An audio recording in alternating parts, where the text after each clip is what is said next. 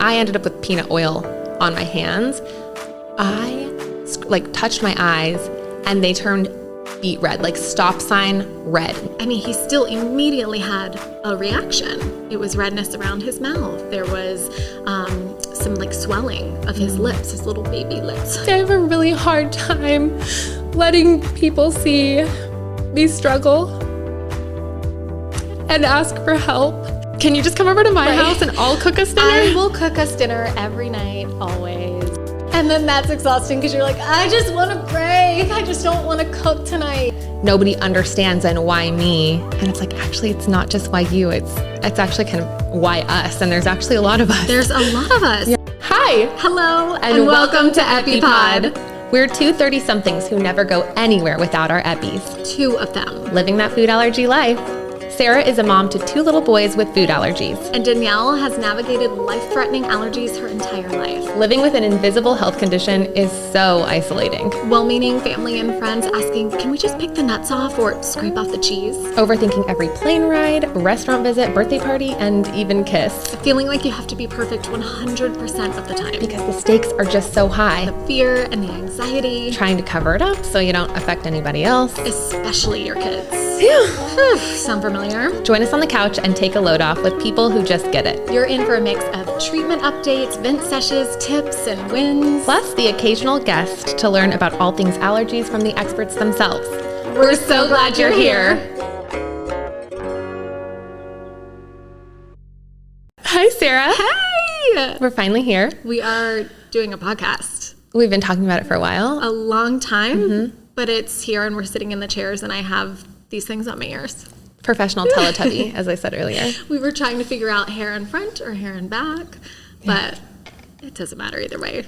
We are, we talk about this all the time, but we come from super different backgrounds, but we are in the same sort of trenches. We're in the same boat. We're in the same allergy life. Yes, allergy life is not created equal, but it also kind of is. Totally. You know, like we both have our own experiences. We're in our own journeys, but I love that we're here today and we're going to talk about it from sort of 2 different perspectives. And we have that to offer to anyone out there who is looking for that like allergy best friend that they maybe don't have, you know? Totally. We can all have best friends that we love, but if you don't understand what it's like to have allergies or to have kids with allergies, it really is different. Yeah. I mean, I'm 32 years old. I've had this my whole life. Peanut, tree nut. At the time, or up until a couple of years ago, I thought it was peanut, tree nut, seed, and legume. Oof. And I always just was in my own little boat, in my own little world. I never talked about it. The only times friends would ever hear about it is if they overheard me speaking to a waiter or a manager of a restaurant.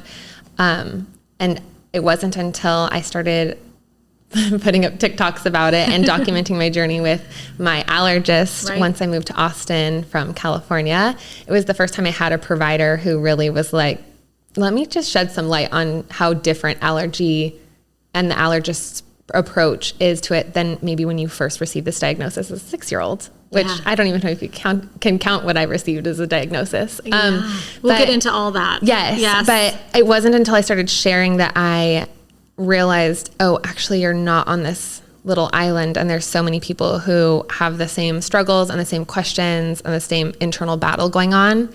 And I mean, we've talked about this 1,000 times, that I consider you one of my friends, but also like the allergy mom that a lot of 90s kids never got to have. Like the industry just wasn't there then. Right. And parents didn't really know or have the information either. So it's not even that it was their fault. Totally. So a combination of a provider who is super up to date, leads with kindness and research, a therapist who is helping me through sort of the decades of dealing with this high level of anxiety, and then a community, you being the most prevalent member of that, just feeling like, oh my gosh, there's actually a lot of us who are in it. So I see that every day on my Instagram page.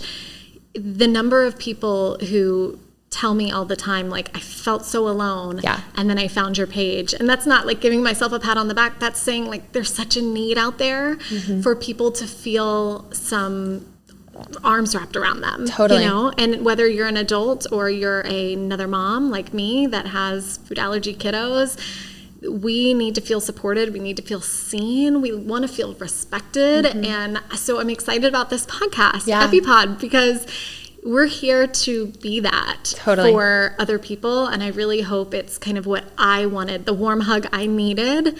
I hope that new allergy parents or people that are struggling in that part of their life, I hope that they get that from this. I do too. And I hope that, there's just a difference between someone who has a lot of empathy and is a great listener and hearing about your experiences and sort of what your worldview is, and someone who has to live that worldview is night and day. And so it wasn't until I met people like you and a couple of others that I talk to pretty much daily online and text that, I don't know, the whole game changed for me. Like, I just stopped feeling like such an enigma and such a loner and dealing with things that just nobody could understand. And also that I was constantly telling myself like, oh, you're being too much, or you're too anxious about this, or maybe this is all valid, what you're feeling, but nobody understands, and why me? And it's like, actually, it's not just why you, it's actually kind of why us. And there's actually a lot of us. There's a lot of us. Yeah. It's like over 30 million in the US alone struggle with food allergies. So there's a lot of people out there who are looking for an outlet, or just somebody who gets it and someone who understands. So yeah, I couldn't be happier to be here with you and for you to bring that side of things that, like, I lived it my whole entire life. Here's what worked for me. Here's what didn't work for me. I think it's going to be so impactful for people to hear and understand your side of things and your take. So I think we should just kind of go through and tell people like who we are and our experience and our journey thus far with allergies. What do you think? I love it. Yeah. Let's do it. Okay. Now's a good time to share a little story about a boy named Abraham. He grew up with severe food allergies to eggs, nuts, and more, and his fanny pack carrying his EpiPens became his trademark. His dad and uncle ran a commercial bakery, but he couldn't enjoy anything that they made. So about 10 years ago, they started a new line of treats called Abe's, made in a dedicated facility and free from dairy, egg, peanuts, tree nuts, except for coconut, soy, sesame, and pea protein. And pea protein is a big one now. I think it's really cool that they're calling that out on their labeling. I think a lot of parents are glad to see that. I totally agree. And as a non-parent, I'm glad to see that too, because a lot of allergy-friendly, quote-unquote, brands scare me because they exchange things for like pea protein or whatever. And I'm like, well, that's just as bad. Yes. So I love that this is pea protein free as well. And that they did this for this little boy, for their little boy, you know. And they named it after him. Yes, best dad and uncle ever. Look for Abe's mini muffins, brownies, and cakes in the bakery department of your local grocery store. Woohoo! Sarah, my first sort of dip my toe into the pool of like, wait a minute, you're not alone in this, is when a friend from college whose son at the time was on the like infant toddler line got diagnosed with a lot of very severe food allergies. And I had moved to Austin. It's the first like still pandemic times. I had moved to Austin and completely stopped eating out, which I still kind of am. We're on that journey. I had completely stopped eating out because I just didn't feel as comfortable as I did. I didn't have all the restaurants that I'd been going to for years. I'd lived in California for a decade. Makes sense. And she reached out to me and she was like, hey, I really think you should give this girl a follow. She's about our age and she has 2 little boys with severe food allergies, but they travel, they eat out, they go on all the adventures that I dream of doing with my son one day. I really think you should follow her. And I followed you and I was like, oh my gosh, like this is just like the ounce of bravery that I need. Just seeing somebody else, you kept using the words calculated risks. And it was what I hadn't heard before, because it's either people who are like, oh, this is too scary, too dangerous, or it's people who don't understand the perspective of why it is life-threatening. Right. But just like your perspective was so different. There was no fear in it. There's a lot of fear in it. Yeah, but you didn't lead with fear. You didn't lead with the anxiety that a lot of the allergy pages. I just feel super triggered by following allergy pages. Yeah. And you were one of the only people that I was like, oh my gosh. I had to get off the Facebook pages. Those are the worst. Yeah. I mean, It's people sharing their scary experiences. Yeah. And don't get me wrong, we all have them, right? I mean, that's how my journey started. Yeah. I had a scary experience. And dialing it back, so my oldest is 5.5 going on 6. Well, he'll be 6 pretty soon, actually, in May. And he was about 7 months old. At the time, I had no idea about food allergies. I didn't ever know anybody with a food allergy. I didn't know the latest research. I didn't know when should I give them this food and how often and how much, and should I be worried or waiting or watching? None of it. Totally off my radar. And so I was going to work. I was a news reporter at the time, and literally was dressed, about to like get him in the car seat, go out of the door to work, drop him off at daycare. And I dipped my finger. If you know me, I loved peanut butter. I mean, I lived on it when I was pregnant with him. Wow. And so I dipped my finger in peanut butter because I was like making myself a sandwich. And the teeniest bit, I mean, it was just like the oil from the peanut butter.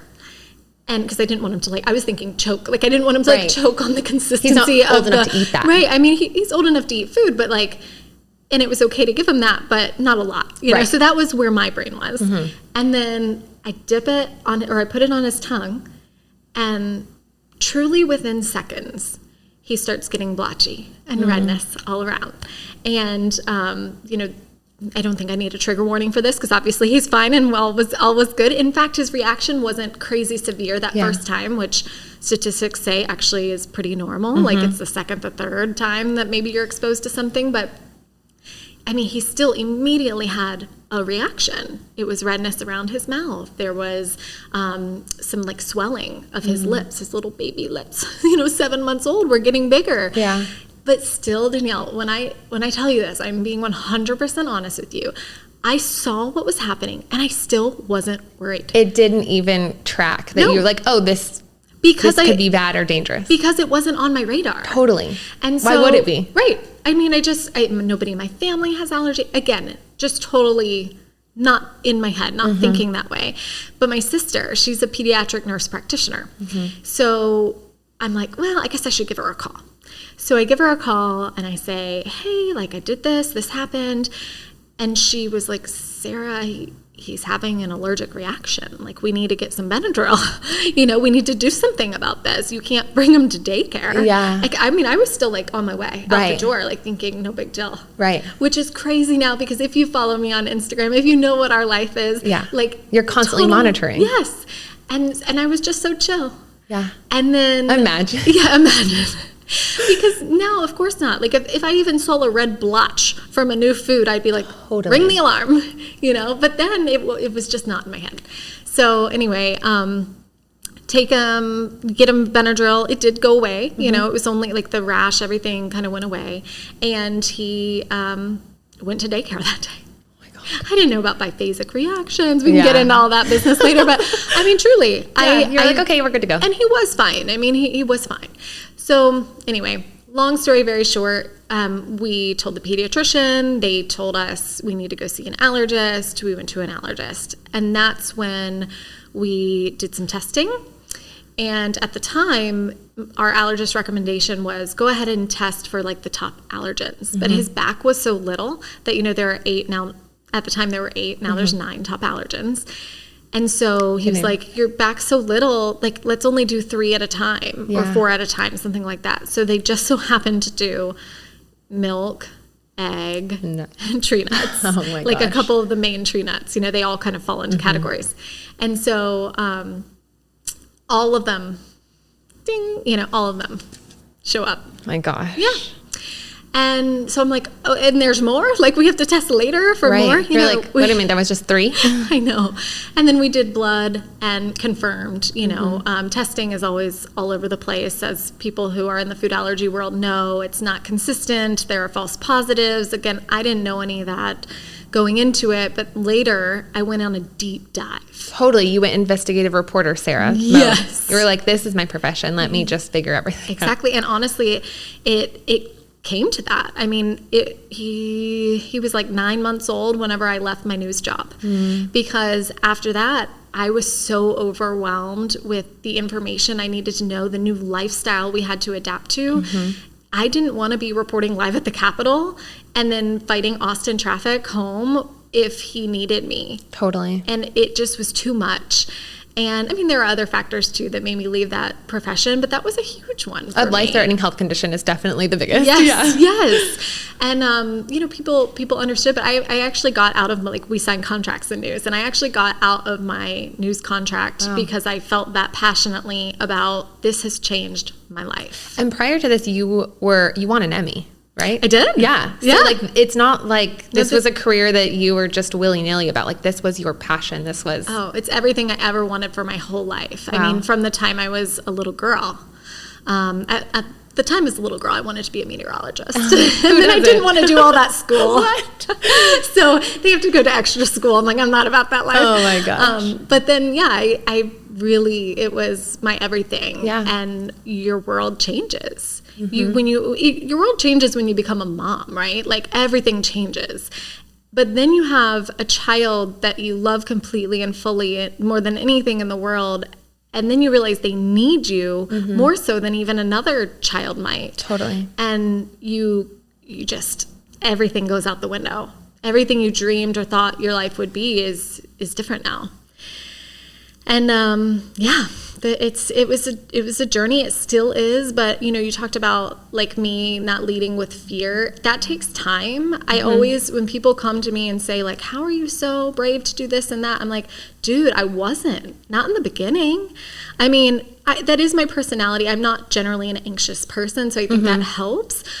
But no, I mean, we have slowly but surely eased into this kind of, let's weigh the actual risk. Let's see, you know, he's getting older. So like, I can't keep him in a bubble anymore. Totally. You know?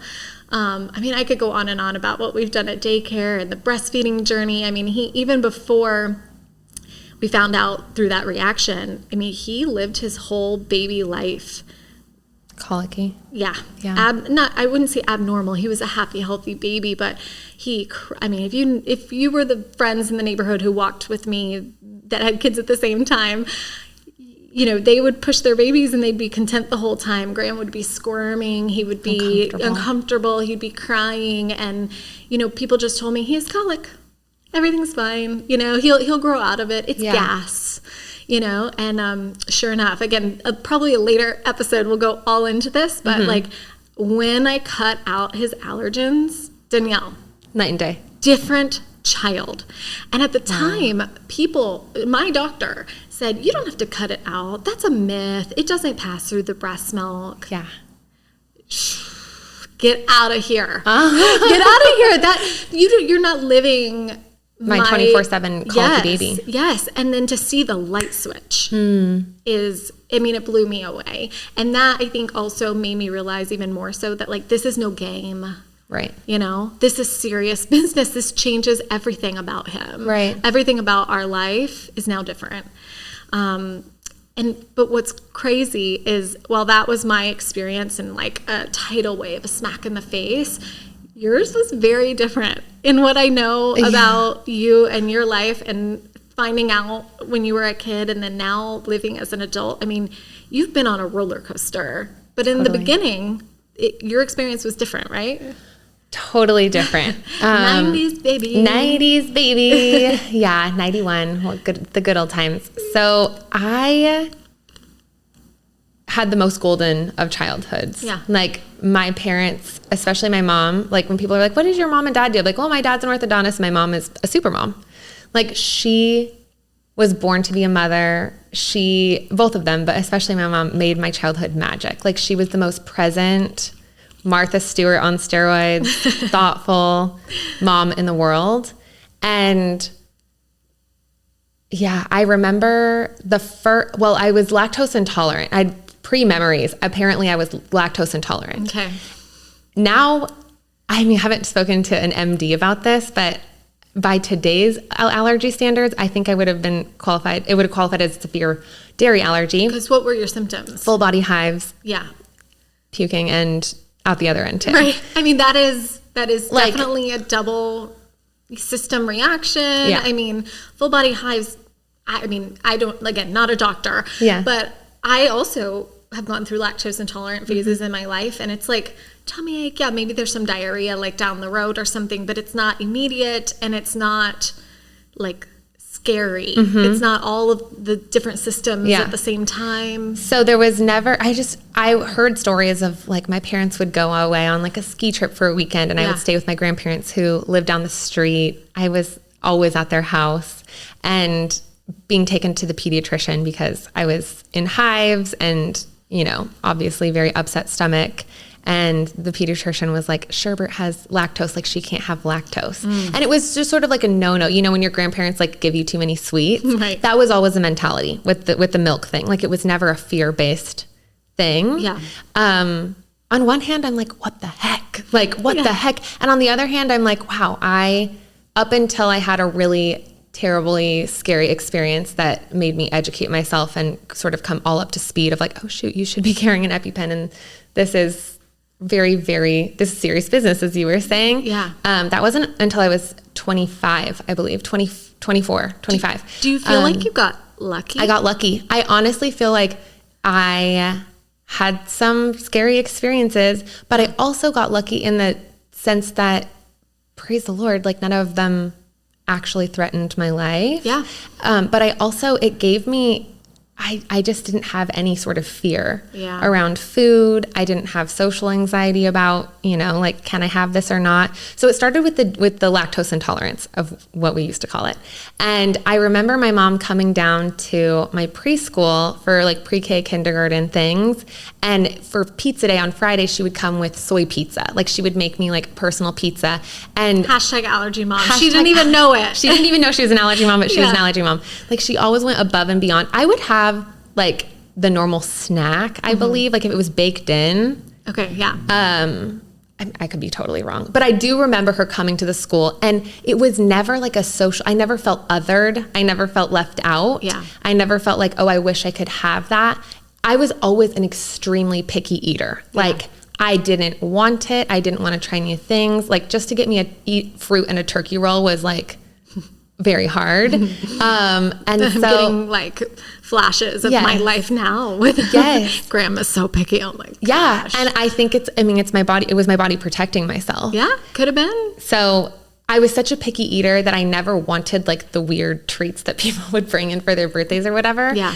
But, and I was always like, well, my mom's bringing me like a special pizza. Like it's special pizza and you can't have it because it's my special pizza. That's right. You turn it around. It was really negative, never a negative thing. Yeah. But then in kindergarten we had it was with like the local rescue mission homeless shelter where those volunteers came in and set up this long table in the preschool cafeteria, and we helped make PB&Js to sort of teach, you know, like there are those who are really struggling and like you have to help your neighbor, kind of like all school lesson. And I remember, I've always been a big social extrovert. I just remember standing in the cafeteria and not wanting to get near the table. Like I was acting really weird socially, and the teacher kept encouraging me to go join the line of people and make the sandwiches. Yeah. And I was just like, it smells really bad.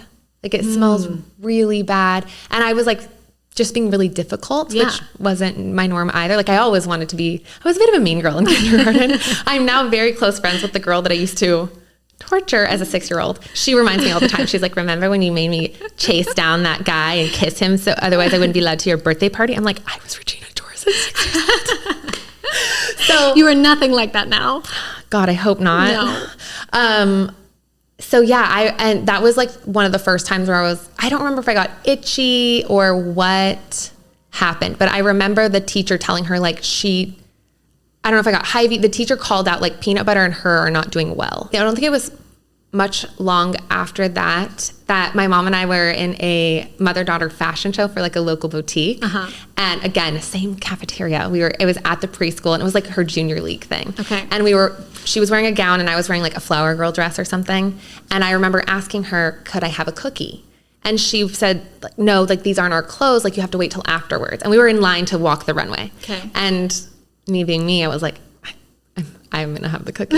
I eat the cookie, and I told her my throat feels really small. Like I felt like, I said like it feels like a straw.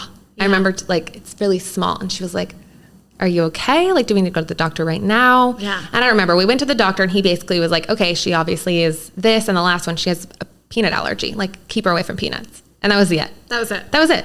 Take a Benadryl if you need to. There was no even prescription for an EpiPen? There was no, I've never even heard of an EpiPen until my 20s. There was no blood test, no scratch test, no anything other than just like, and if something happens, like if she has some, give her Benadryl. Yeah. And I mean, they do say history is the best actual, like, indication that you have an allergy, right? Like if you've eaten it and you have a reaction, then you have an allergy versus like the skin test, the blood test, but also like those are all markers that we need to form the puzzle of the diagnosis or like to help the person better enter back into society and be safe. But you didn't have any of that. I didn't have any of it. I can speak on so many different instances that are like flashing through my mind right now. But so I'm an only child. Yeah. And I'm really good at entertaining myself. So I had this playroom and I remember having this big basket of like Halloween candy. My parents never checked my Halloween candy other than for like glass or, you know, like the weird, like whatever. But they weren't like, I watch your videos about like teaching Graham and Ethan, like these ones are okay and these ones are not okay. You can trade this for a toy. There was any of that. Yeah. My parents just didn't know. And I remember eating something with nuts in it and spitting it out and running to my playroom bathroom, which was like up off the kitchen, and like clawing it out of my molars. And I remember looking in the mirror. This is like such a like core memory. I don't know why, but I remember. I know why. I remember looking. I was never afraid though. Like I didn't know to be afraid. Yeah. I remember looking in the mirror and saying, "You almost got me, but not this time." Like, you sneaky candy or something like now that. That does sound like Danielle now. Yeah. You almost got me, but not this time. Yeah. And there were a lot of accidents. I became so adept and like so good at advocating for myself I wasn't even 10 years old yet. Yeah. Like I remember being in second grade and being at a lunch table and playing patty cake with one of my very good friends at the time, Aisha, and she loved peanut butter. And I don't know if it was the peanut butter off of her hands from her sandwich or somebody who had eaten at the table before me, but I ended up with peanut oil on my hands. I like touched my eyes and they turned beet red, like stop sign red. No amount of white was left. And it scared the teachers. It scared the principal. I remember sitting in the assistant principal's office and them waiting to call my mom to take me to the doctor. Again, no fear, no like nurse, no medication. Right. I went to summer camps. I had accidents at summer camps. I remember being drugged behind a boat in a floaty, and they would take marshmallows and dip them in peanut butter and throw them at you so that it would stick to you and you could like eat it while you were on the back of the boat. Imagine anyone doing that now? No. Oh my gosh. And I remember like waving my hand saying like, no, I'm allergic. And they thought, of course, they're like, oh, she wants one. Stuck to my neck, huge hive. I'm out in the middle of a lake in the middle of nowhere, Texas. I remember eating pesto for the first time, a little older, later at a summer camp, like them having to take me in a golf cart. I didn't know what pesto was. So I used to like be interested in eating other things. Not so much anymore. Yeah. And there were accidents here and there, but it was never anything that scared me enough of like, there was no impending doom. I didn't ever have the thought like, oh, you're going to die from this, or not even, or you're not going to be okay. Right. And so that changed though when you had your more severe reaction in your 20s. Yes, I had a really severe reaction in my 20s. When I was 24, my roommate and I were out adventuring for the whole day. We were starving, and I did everything that I normally do to protect myself. And there was a snafu with the preparation of my food, and it sent me to the hospital. So at the time, I wasn't even carrying Benadryl. I had changed my purse that morning, which is so weird. I never went anywhere without Benadryl, but I changed to a purse to match my outfit. And so we literally left everything, got in her car, stopped at a CVS. And as I was taking the Benadryl, I was like, oh, I've never had the thought, you're not going to be okay. The impending doom.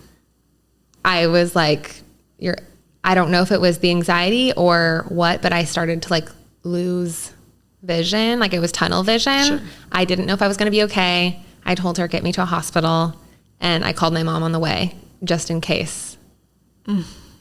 Terrifying. to tell her Yeah. that I loved her. It was Wow. terrifying. So it went from being no fear to an accident that changed everything. And of course, then that led me to get a test for the first time. Yeah. So I see this doctor. This was when I was post-college living in Los Angeles. Go see this doctor. He handled it terribly. Like, honestly, it was pretty traumatizing. Got my blood test back and told me some really damaging things.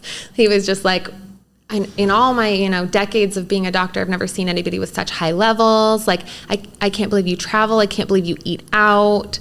Like, you need to be carrying EpiPens. Like, this is one of the most severe numbers I've ever seen on a blood test.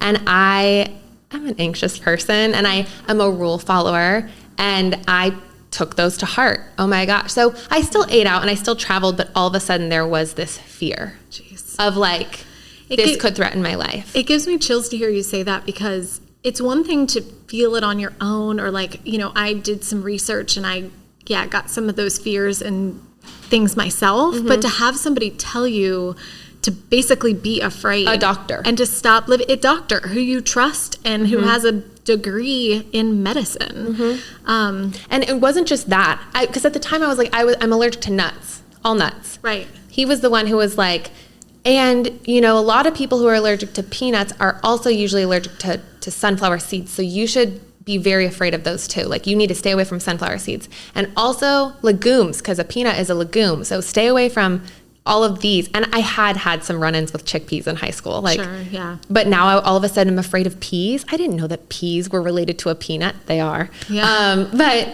yeah, all of a sudden my world, not only was I trying to bounce back from, oh my gosh, my roommate had to run red lights to take me to the hospital. Yeah. And like coming to terms with, oh, I should be carrying this medication around. But now I have an MD telling me, and here are more things that you didn't even know to be afraid of, which would have been fine if he had done a test, but he never did a test he was like, wait, there's not really like a scratch test for sunflower seeds, so just stay away from it too. I'm so sorry that happened. I'm still working through it now. I thankfully have a therapist, but yeah. I think that was like the first time, it was like a double hit of like MD, and accidents happen. You can do all of the right things, and whether it's a label, because labeling laws are so whack, or restaurants are chaotic and people are not, accidents happen back there. And I have, of course I want people to take reasonable precautions, especially when I've warned them 100 times, hey, this is the allergy situation.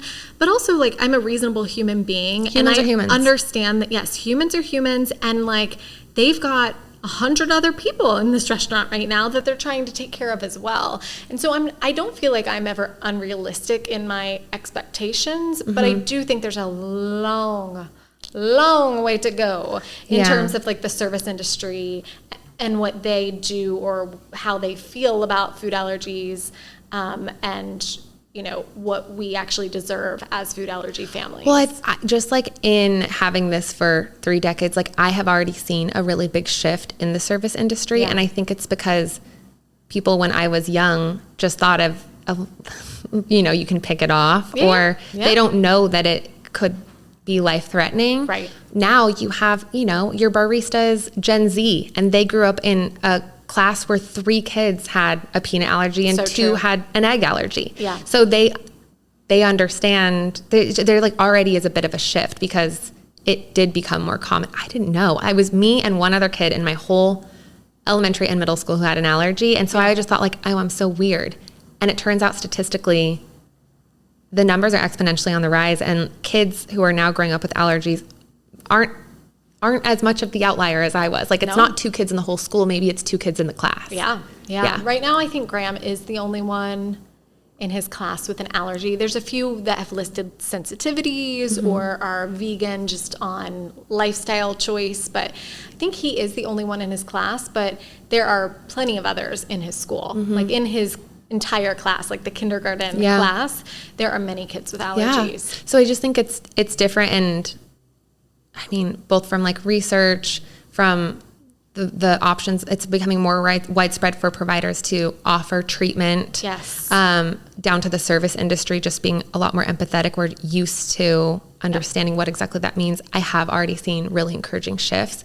Just to sort of close out the story of where I'm at now is the pandemic really did a doozy on me. Mm-hmm. And I also thought I was really alone in that. And it turns out my therapist is like, no, this is not uncommon at all. It messed with everybody a little bit in different ways. Yeah. Like I remember summer 2019 is when I started noticing I was getting tired. Like I'm tired of explaining this. I'm tired of monitoring myself after eating out. I'm tired of having to feel like I'm in imposition when it's somebody's birthday party. And that was the first time I had felt like any sort of exhaustion, not just like, oh, this is my special cheese pizza. Right. And then when the pandemic happened, ordering via an app is just not something I ever would feel comfortable doing. Me either. Would only ever eat food that I had spoken to a manager or the chef about. Mm-hmm. So the fact that now it's passing multiple hands and I'm already thinking well, what if they had something from a Thai restaurant that had a peanut sauce and it got on the bag and now it's in my home, and what if it made its way into my food? There are just so many ways that it could go wrong that personally that is not something I'm comfortable with. Yeah. So app delivery was very common in the pandemic, but a lot of it was digital ordering. Yeah. So even though you're at the restaurant, you're doing it through a phone, and some people even have robots delivering it to your table. Mm-mm. But even ordering from a person became hard because the masks, right? I felt like I couldn't connect with them enough to be okay, I'm going to put my life in their hands, or they understand. My intuition couldn't gauge it. There's a lot of body language and kind of face reading that goes into it for me too. If I get the vibe that you are not taking this seriously, it's done. A hard no. I'm done. I lose my appetite and my body shuts down. It's not safe. Right. I'll just drink the water bottle out of my purse. Yeah. So pandemic, I moved to Austin, Texas for a lot of different reasons, but from Los Angeles to Austin. And so it was a whole bunch of restaurants that I had never been to before. Mm-hmm. And I didn't realize that living in, LA is one of the biggest cities in the world, but right. I lived in this very small beach community and I worked at a local lifestyle magazine in the event space. And so I personally knew a lot of the restaurant owners, a lot of the chefs, a lot of the managers. So I took for granted that when I walked in the door, they're like, oh, hey, Danielle, same order, no nuts. Yeah. And I'm perfect. I just got used to that. And also, you were comfortable. Yes. The culture in LA, everybody's got something, right. Whether it's an allergy or gluten-free or whatever. Yeah. So it was just a lot easier to order then. So then you add the pandemic on it. I basically don't eat out anymore. And I used to eat out all the time. Yeah. So it's something that I'm working through. But yeah, I wanted to shine a light on the pandemic because I felt oh, wow, you really let that get the best of you. And your world got even smaller then because you couldn't handle, those hurdles or those anxieties. And that's something that my therapist has been really helpful in saying this is extremely common. Nothing got the best of you. A lot of people with severe food allergies, the pandemic was a before and after event for them. Yeah.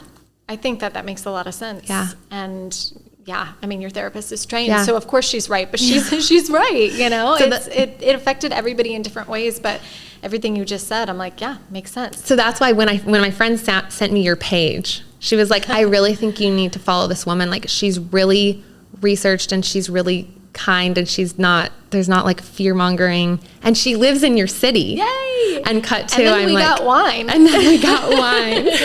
Yes, it was so great when you reached out because I don't know. It's when people reach out to you on the internet. It's a hit or miss. Yeah. When you're a person of the internet. Yes. I don't know. It's a hit or miss. And I don't consider myself a person of the internet, but Well, you are. Well, I don't know. But then, I was like, she's a cool girl. I think she's super cute. And we could go grab some wine and just chat about allergies. And the rest is history. It's just really cool to be friends with you and learn from you and to hear these things. And there's so many things I'm excited to dive into on this podcast because little things you've told me and I've taken it back to my life and thought about it with my kids. Oh, okay, this is something that happened that affected her negatively. I need to make sure I'm not doing that. Or this is something that was really positive in her early years. So I need to make sure I'm doing those things, So I'm really, really excited to hear all of these intricacies of what made you you. Thanks. And I'm really excited to be here doing this right now.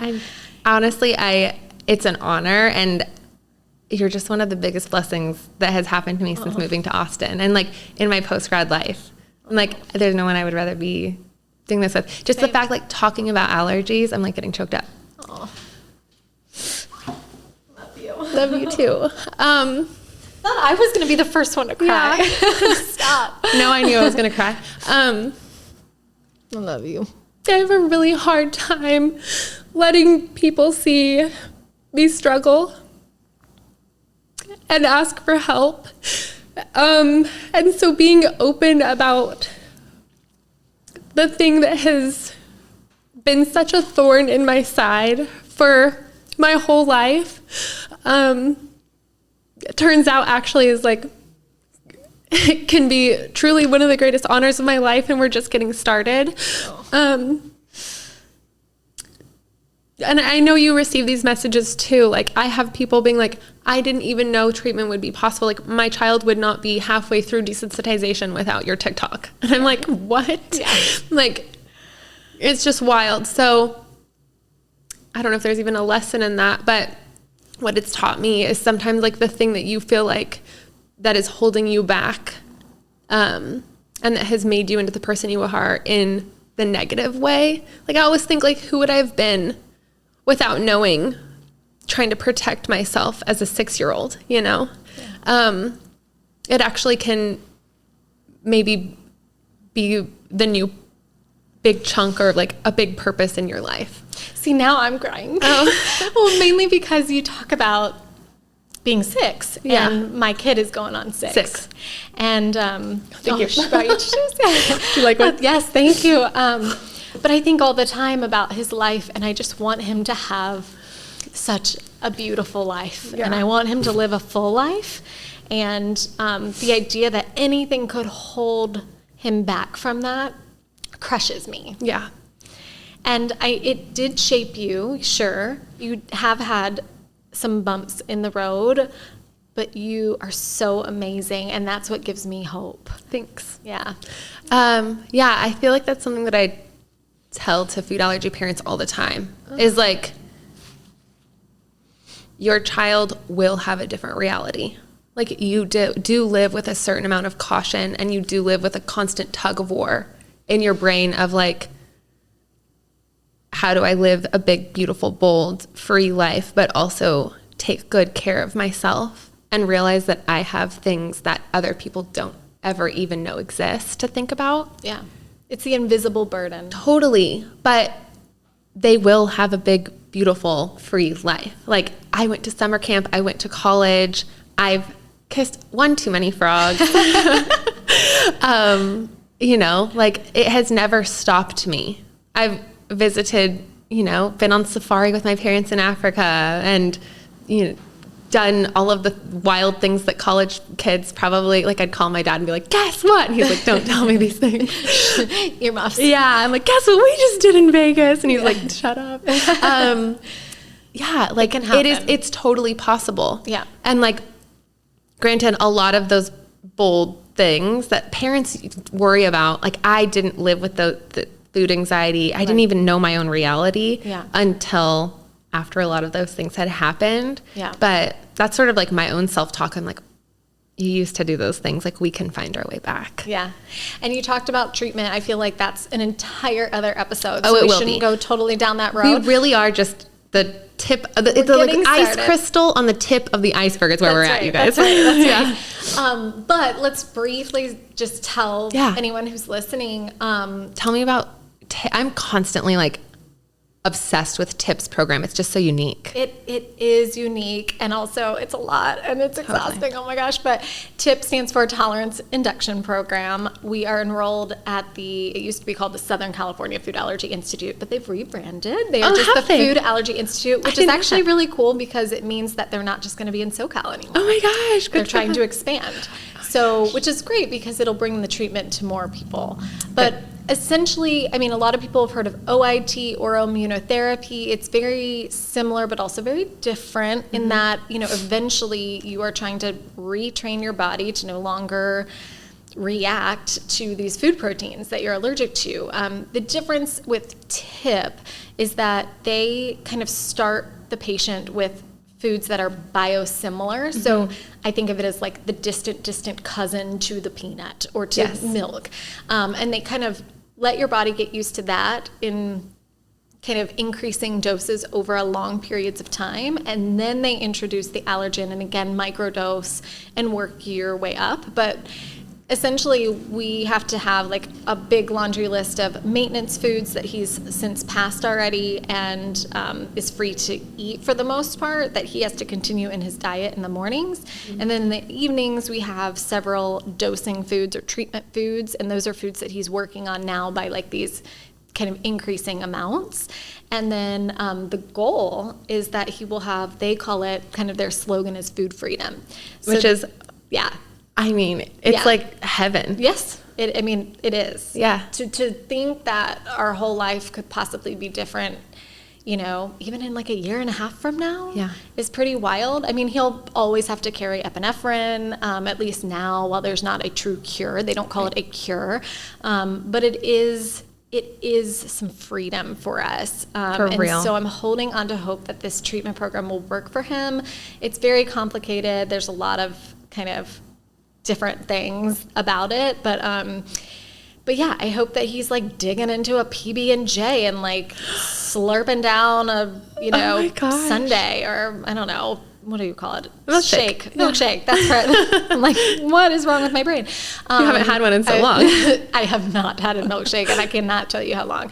But yeah, I mean that's the dream, right? That he can have pizza Fridays with his friends, that when our neighbor invites us to, hey, you want to come with us to this restaurant? We don't even have to think twice. Sure, yeah, that sounds like a blast. Let's go. We'd love to. I mean, that's not at all our reality now. So that is what we're like busting our butts for, is that freedom. You know, it's like, yeah, I could care less about a freaking peanut. That, you know, it's that I want the freedom of not having to check every label. I want the freedom to be able to go with our friends wherever they're going and not stress out about it. Every little invisible thing. Yeah. People think food allergies is just like, oh, well, you just don't eat it.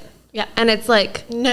Okay, we walked in here and we were checking the ingredients of the candles. Danielle, like, she's like, I thought, you know what's funny is like, I was You immediately knew what I was doing? No, that's the thing. Like, I was like, oh, she must love the smell, because I loved the smell. Uh-huh. But then you were looking underneath it. That one I knew was anthropology, because I have that one. Yeah. And I was like, oh, wait a minute. Because I remembered also the candle incident that you had. Yeah. Like, it's anything in your environment. Right. So it can be, lotions, perfume. I take my dog to the vet. They take him to the back to give him a vaccine. What are they giving him? Peanut butter. They don't. His file is bright red because it says owner allergic to peanut butter. I just went silent. I'm like, you still allow that to happen, Danielle? No, please don't do that. It's literally everything. Yeah. It's everything. Or like, God, people trying to, they know you've had a rough week and they're like, let me come over. Let me make like us a big delicious soup and we can just catch up.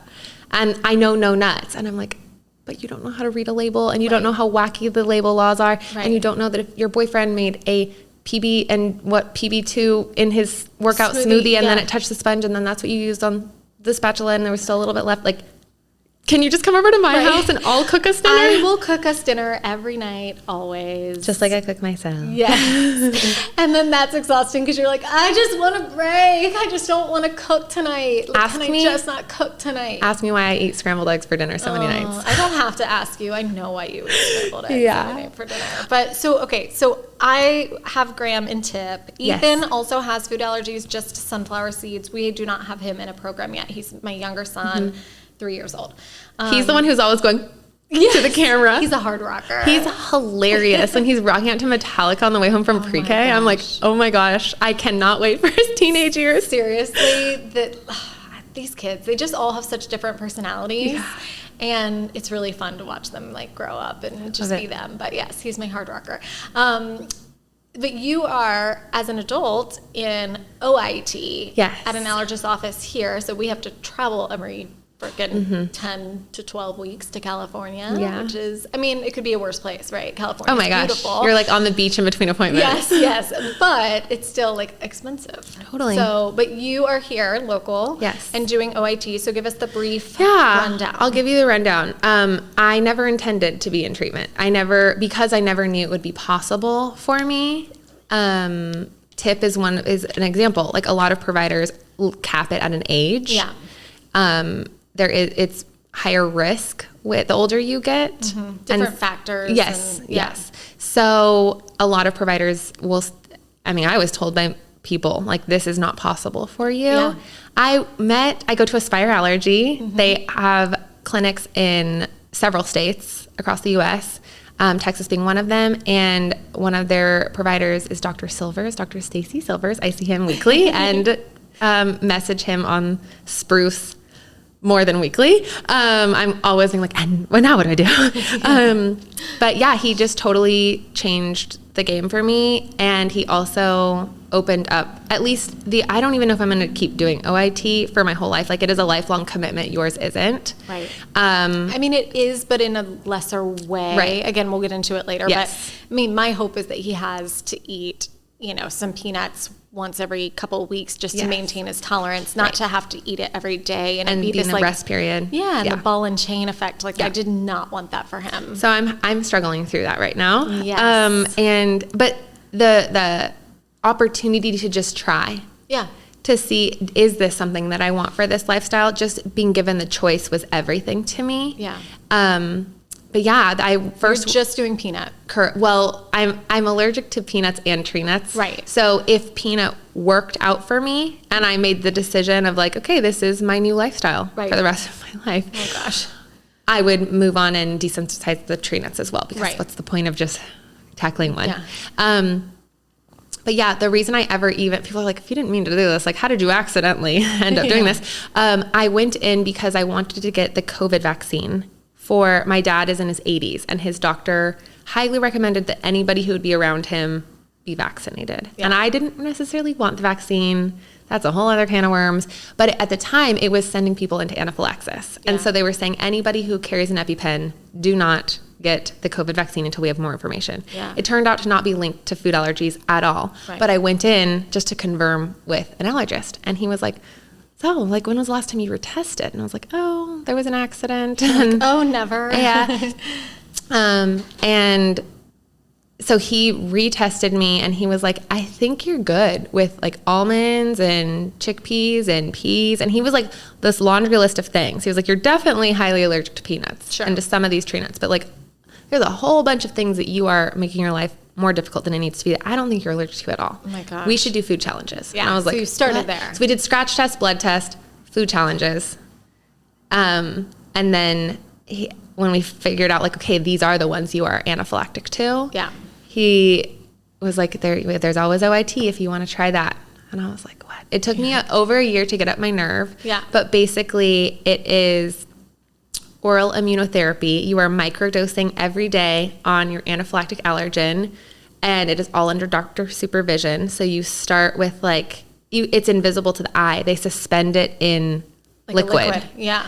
For us, it was a gummy. Yeah. Yeah. And so you do it in the clinic the first day to get you to your starting dose. I was there for like 8 hours. Yeah. And then every day you do that starting dose until a week or 2 weeks, sometimes for me. Yeah. Later, you go back in and you up the dose in clinic. And then you go home and you do that until you make your way up to, everybody's goal is different. Some kids who do really well with it are eating like many peanuts. Yeah. My goal was always like 3 to 4 peanuts is what he said. Yeah. Which, as someone who can't even do something that was made in the same factory, right, is like telling me to climb Mount Everest in a bikini. Yeah. Like, what? So it's just something that, and as a recovering perfectionist, I've always said this, I just want to give myself the chance, the option. I've never had options when it comes to food allergies. Yeah. And I've always just been told, like, you cannot be helped. So just a provider who I don't know if I could have done it with anybody else, and hopefully we'll have him on as a guest, but yeah, he was just, he's so kind. he's so patient. He's able to speak to my raging anxiety and PTSD without making me feel like I'm nuts for thinking that way, or without disqualifying what I'm feeling. Yeah, literally pun intended. Without disqualifying my feelings, he speaks truth in them, aka awesome. That they're not true, or or like the chances of that happening are actually quite low. It's been a journey. I have had really high highs and really low lows, and I don't know if it's what I want to do for the rest of my life. I don't know if I want to do. I don't know if I can do that for the rest of my life. Yeah. But I also am equally exhausted with my current reality. Right. So it's just, I'm at my own personal science project is what I say. Yes. I have a science project in my kitchen every morning. Oh my goodness. So they're really different, but yes, they're different, similar. And for me deciding to do it, I was just like, you know what? It seems unreasonable to me for a doctor to just say, yep, you have an allergy. Here's your epinephrine. Good luck. Good luck. I was like, yeah, no, that's not my personality to just accept that my life is altered forever and there's nothing I can do about it. Honestly, I think seeing your treatment, because there was that year where he was like, okay, food challenge is done. If you want to do OIT, holler. Yeah. And I was like, never in my life would I be brave enough to do that. Like, I get that feedback a lot online is like, oh, you're so brave. I could never do this. My anxiety is crazy high. Like, I could never do this. I'm like, you haven't met anxiety until you have met me. Like, I am not a brave person. I am someone who really struggles with allergy anxiety. And Speaking of anxiety, one of the things we wanted to do was talk through, right? Like, or bring up a question. We get them all the time on our social media channels. Yes. Like, people like, what would you do in this situation? Right. You know? So I feel like whether or not we do it now or in other episodes, I think that will be something that's really helpful for people to see, like, as an adult, how have you managed allergies? And like, as a mom, what have I told my kids? Because I want to know. I want to know what other people are doing, you know? Well, and so basically every episode we want you guys to, we'll have a email that you guys can email into, and you can tell us the situation, and we are here for you as your allergy besties. Yeah. I mean, we're not experts. No, we're not clinicians. We're not MDs, but we are people who are in your boat and who probably been faced with the same thing. That's right. I think we should do it. Okay, let's do it. Let's start off the tradition strong. Do you want to ask me a question? I do. Okay, and then I'll ask you. Yes. Okay, and these are real questions that people have written to us on social media.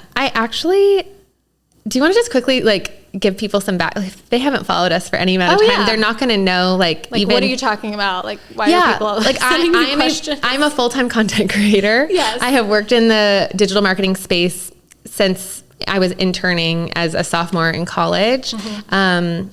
And I worked for an ad agency that specified in content creation. And then I was like, what if I just had my own clients? So I've been out on my own and self-employed as a consultant in social media marketing, specifically in content creation, specifically since late 2019. Mm-hmm. And then when I started sharing, my TikTok went a little viral because people thought I was dating my dad. Because I call him either daddy or Larry, no dad. And they're like, whoa, that's her daddy? And I'm like, my biological daddy. God, I did not know that. So was he mortified or did he not know? Oh, we both thought it was hilarious. Okay. When I was home for the pandemic in 2020 for 8 months, my TikTok started getting some traction. I've just always created content, both for myself for fun and for clients professionally. But just having endless amounts of time in the house. Sure.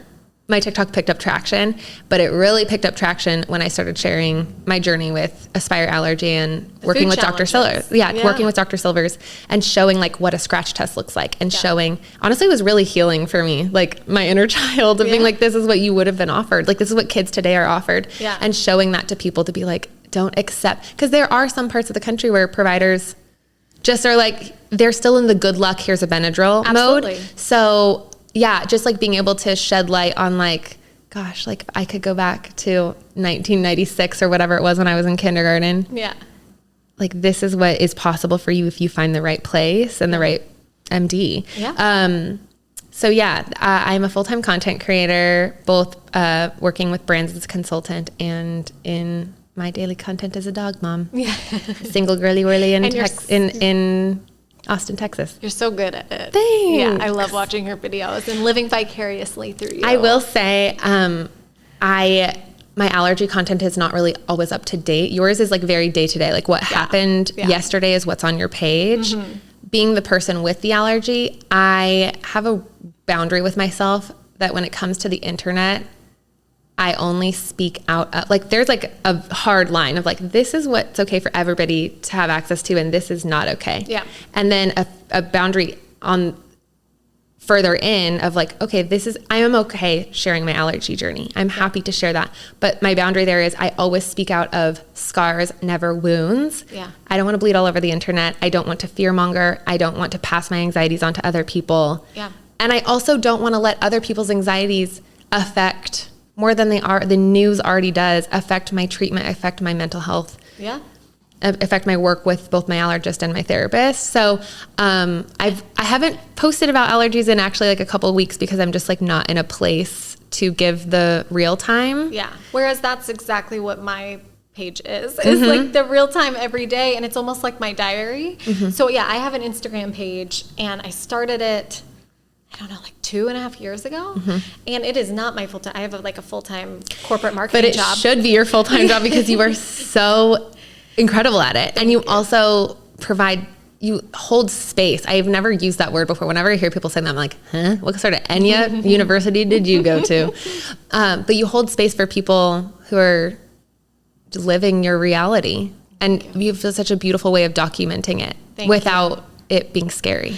Yeah, I mean, like you said, I don't ever want to pass anxiety on to anybody else, but I also do like sharing what's in my head because I think that's like a lot of times people think that they're going crazy because they're like, I have this fear or I'm thinking through this loop that can't stop. And I'm like, no, that's not crazy. Like that's normal. That's being an allergy mom. Yeah, so I like to share that. So yeah, I've kind of happened into the creation, food allergy, Instagram video space. Obviously my background is, journalism and all of that. So it's familiar in that way, but it is not something I intended to like build an audience of followers or anything like that. I think at the end of the day, the way that I think about it is we're storytellers. Yeah. And like it goes off in different tentacles. Like I had my ad agency girly days. You were an investigative reporter. Then you became a digital marketer for a corporate company. Then I started to be an entrepreneur in the content space. Yeah. Then I became a TikTok girly. Then you created content. Now we're in our podcast. At the end of the day, we're storytellers. Yeah. I love that. Yeah. So yeah, I get questions all the time. Yes. I'm like, how would you handle this? What would you do here? Oh my gosh, bombarded. Yes. And lots of like pleasant messages. There's also some mean people out there. Bananas. But that we're not going to focus on that. No. So yeah, let's do 1 or 2 of those. Yes, yeah? we will always do this. So if you have a question, yes, it's EpiPodPodcast at gmail.com. You can email in your situation and again, we'll give you our take. Yeah, we are never going to give an MD take because we're not them, but no. Gosh, thank goodness. Oh my gosh, for real. I have too much anxiety for that. Yeah. Okay. Okay, Sarah, how do you respond to those who don't take your child's allergies seriously? I have wonderful friends who have helped me to build up the confidence to advocate for my kids. When we are at the park, they talk to others and have encouraged me to speak up about it. Most folks we talk to are so very kind, happily pick up food and wipe down their kids' hands. However, I had a woman go off on me today, telling me that I am selfish and couldn't believe that I would ask such a thing. She then refused to take any action to wipe her granddaughter's hands. I lost it and got very emotional. Just looking for advice on how to approach those who are so unkind and mean. Been there, sadly, unfortunately. Okay, so here's what I have done. So this is not like what I would do. This is what I have done. Okay. We said something similar earlier, but I'm really big on like, I cannot change somebody. Right. And like their opinion on a matter, right? Like they've lived their whole life, had their own experiences, they're going through their own dramas. So like most people think they're being reasonable. So that lady was probably thinking like, she's reasonable that she wouldn't wipe her daughter's hands. Like this is her own personal liberty not to wash her hands. You know, how dare this other person ask like to wipe the hands of my child or my granddaughter or whoever it was, right? So like in her brain, that woman's brain, she was not being nasty and mean, she was being right. Right. So I always try to remember that. And you are such a bigger person than I am. I'd be like, how dare you? Yeah. Well, because here's the thing. Doing that, though, you're right. I want to. Totally. For sure. But here's the thing with that is if you do that, you're doing two things. You're riling her up. You have not changed her mind. You've just pissed her off. Totally. So that's number one. Number two, I don't want my child to see me get like that. Because then that's how they're going to handle themselves as their future advocate. Yes. Yeah. And so generally in that situation, first of all, I don't ever ask anybody not to eat food at a playground. What I do is only if they're eating it on the play equipment, I do ask the child or the mom, like, hey, like we have, serious food allergies on contact. Like, is there any way that y'all can just finish the snack over here? And most times people, even if they kind of roll their eyes, like they'll say, okay, and they'll do that. As far as wiping hands, I probably still don't ask people to wipe their hands unless, if it's my controlled environment, sure. But they're in your backyard. Yes. But a playground, whatever. No. I would only if they're like dripping with ice cream, or like the peanuts are crumbling from their mouth. Like Anxiety. Then I might, But then I might do it. Yeah. Otherwise, I generally wouldn't. That said, if somebody has, and again, this is a similar situation has happened to us. What I did in that situation is I pretty much ignored the lady. Like once I got the vibe, like she said, like, I will not do that. We don't have, I don't know what the words were. Right. I literally turned my back from the woman, because my child was right there. Graham was right there. And I said, Graham, this lady doesn't want to help us. She doesn't want to help you be safe at the park. So we have to take it upon ourselves to be safe now. And I took him, I said, let's play over here on the swings for a little while because it's not safe here. This lady isn't interested in helping us. I didn't say it mean. Yeah. But I said it loud enough. Yeah. So that she could hear it and so that my son could hear me advocating for him in a kind way, but also holding a boundary with safety. And we walked over to the play set and, I don't know if that woman changed. I don't know if it made her mad or if it made her think twice about it later that night. And honestly, I don't care. It's not your responsibility. No, but I do know that I felt good about how I handled it for my child. And then we made sure that after, I think I also said, like, let's, really try hard not to put our hands in our mouth, today. Guiding him. Yes. And then, we'll wipe your hands after we leave here. And so that's what we did. And do you feel like if that were to happen again today, after we finish the podcast, that's how you would want to handle it again? Okay. I do. I love it. I think he's older now and he would get it even more. I think then it was a little more for show to her. Like, if I'm being honest, like he was younger. So it was like, he was probably like, what is mom saying? I want to play. But, right, exactly. But, it was more like for myself and for that lady to hear. But now I think being older, like I would say the same thing again. I love because I think that he would gather something from that. I hope it doesn't happen. I really think a lot of times people are like that because they truly don't understand.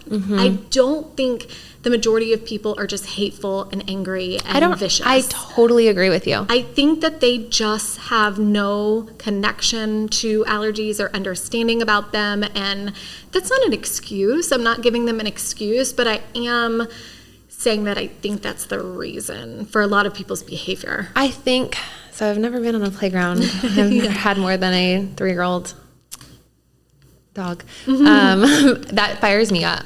Yeah. But something that I would offer to this person who wrote into you, not to say to the person, but just something that may help you mental health wise and just self-talk wise, that I think could be a helpful switch for her, is I mentioned that I am exhausted. Like, I am tired after 3 decades of advocating for myself and being on the lookout and all of the things. Yeah. Don't add more to your plate. And this is something that I have to actively work to keep myself accountable to. But it's not your responsibility to convince anybody of anything. Yeah. It's not your responsibility that Joe Schmo on the street believes in your reality, thinks that it's too much or not too much, understands the research. Like, yeah. You don't have to convince or explain anything to anybody. Even if it's like somebody who is super close to you and you're having a conversation over wine and they're trying to be kind by just taking interest in your life and your reality and what's going on with your week, I can feel myself sometimes like wanting to explain, like so badly wanting for other people to understand what I have to deal with or what my reality is. And it's like, whether they're coming at it from a super mean-spirited place that gets you fired up like this lady, or the most kind place, like I've experienced countless times with really good friends of mine. Yeah. You don't have to explain anything. Like, it's exhausting. You can just be like, you know what? I don't want to, I don't want to talk about this anymore. Like, I want to hear more about your new promotion or whatever. Like, so I feel like brevity and not feeling the need to be understood. You understand, your doctors understand. Yep. Period. Yeah. So brevity can be really helpful in those scenarios. Like, say this was somebody who was not mean-spirited, but who is like pushing back or trying to know a lot more. Yes, you can educate.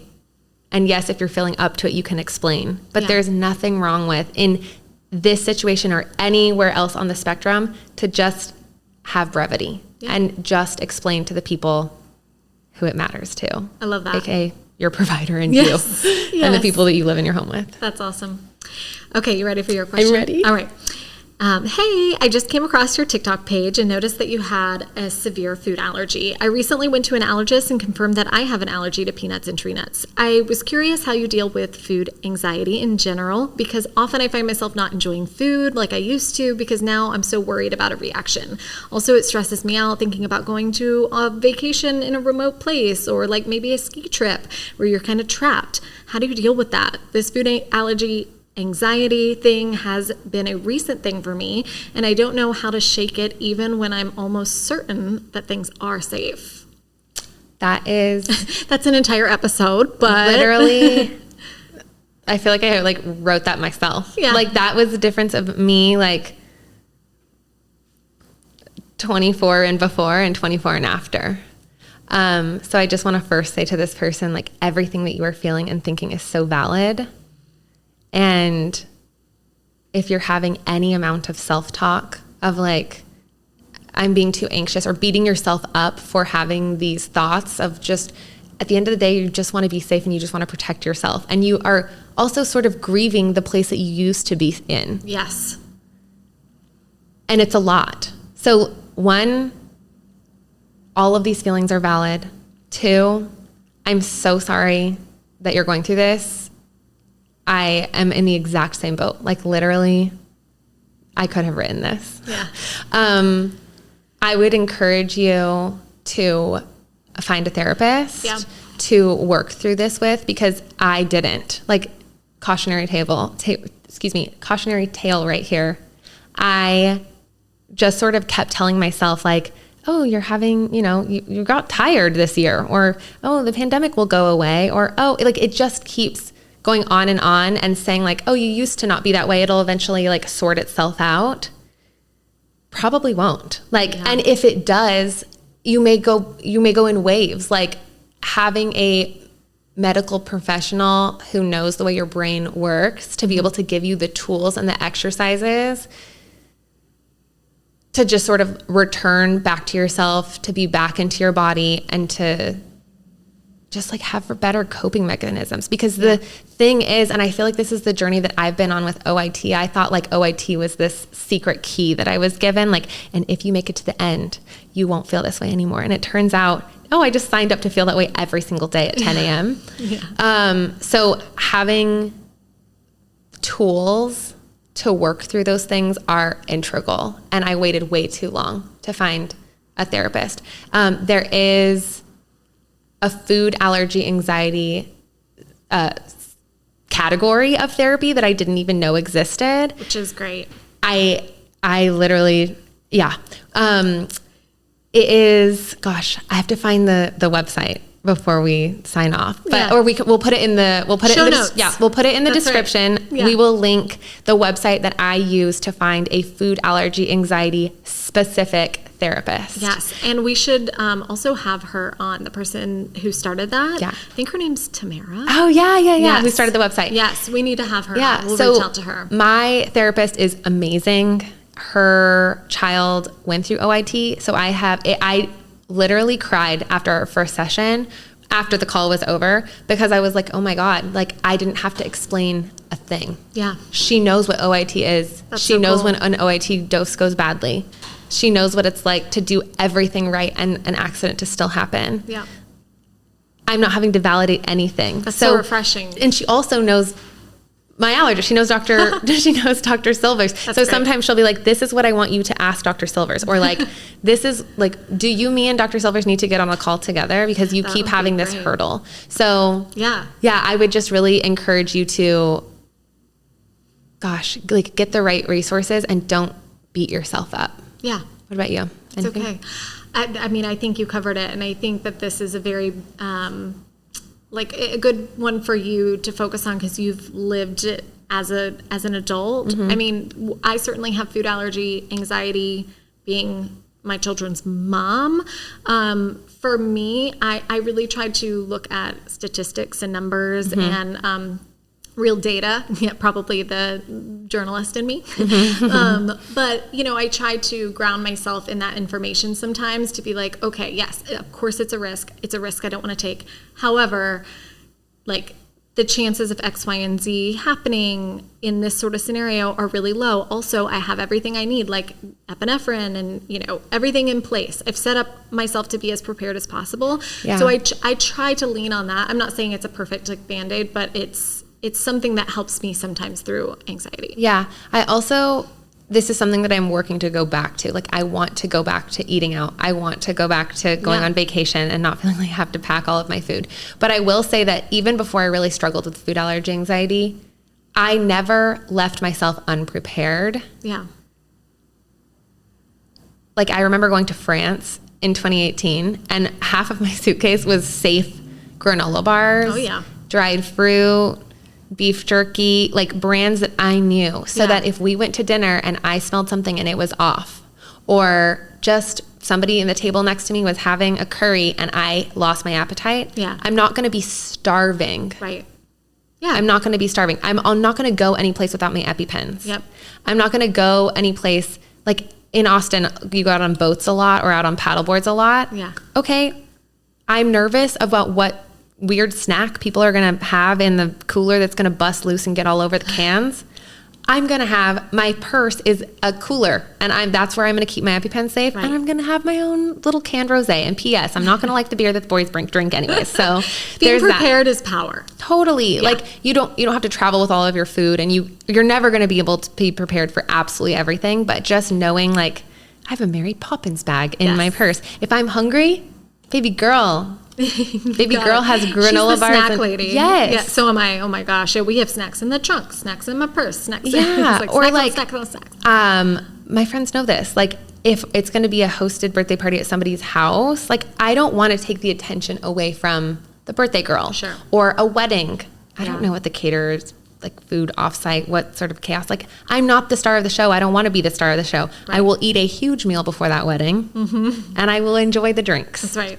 So like just figuring out like, okay, you're going someplace and you're not sure what the menu is going to be and they were a little weird on the phone, eat before, go for the friendship and the wine. Yep. And then you have your therapist to be like, was this a safety behavior? Or was I advocating for myself well? Yeah. I love that. Yeah. And I can't wait to do that every week. So definitely send in questions. Yes. Because we're excited to answer them and take what you want from them. And we have loads of DMs to go off. Like we have a huge vat of questions already, but things do get lost in the DMs. So send us on the email. Yes. Yes. Okay. So this was so fun already. I know. I could talk for hours, but I feel like we should wrap it up. I do too. Yeah. And let's go get some wine. You read my mind. It's like not even 1 p.m. It doesn't matter. It doesn't matter. It does not matter. Not when you're like doing a podcast with your friend about food allergies and like trying to, I don't know, make a difference in the world if we can. I don't know. move the needle Can we and do that? be an advocate? I don't know. We're trying at least, right? Yes. That's the best we can do. And next week, Yes. we're gonna, I don't know, go for a big one. Should we talk about travel, like air travel, maybe specifically? I know I get that question all the time. Yes. Yeah. Okay, so we're talking things like, how do you do it successfully? What do we bring with us? How do we wipe the area? I mean, we could go on. Honestly, like how you talk to the people around you. Yes. Like oh my gosh, I've had bad responses and good responses. And honestly, I have like found a pretty foolproof way of like how to get a good response. Yeah. Like they have to be pretty mean-spirited to respond poorly. We've also had a close call. Really? Yeah. So let's go down that road. I'm so excited to talk about this. Me too. And I mean, just in this episode alone, I'm like making mental notes like, oh, okay, episode. Because again, we could talk for hours, but also like, I think it's important to nail down and like drill into certain topics because I mean, people are going through different phases in their life, Absolutely. You know? So I love that. I think something that we learned is you guys have to leave a review. If you listened to this, you have to leave us a review. Apparently, algorithmically, the gods of the podcast. That's right. Leaving us a review will mean a lot to the success of the show. So and subscribe or save or I don't know the lingo yet. Things. I'm not a podcaster quite yet. Yes. I'm getting there. No, I am one. We're doing this. Yeah, subscribe to the podcast, but the call to action, please, if nothing else that you take away from this is what you need to do is get a therapist and leave a review. And come back and join us again because, again, this is just going to be like us chatting through really important topics that we wish we would have had someone to talk to about whenever like we were going through these different moments in our lives. Yes. Okay. Thank you to our sponsors, Abe's Muffins. It's a staple in our household for sure. Thank you so much for making this possible and for supporting us. And we certainly support you by eating them. They're delicious. Yes. You can follow us at Danielle.She'sFun both on Instagram and TikTok. And Instagram and TikTok also, it is Food Allergies OTG, stands for On The Go. Okay, let's go get some wine. Let's do it. I'm ready.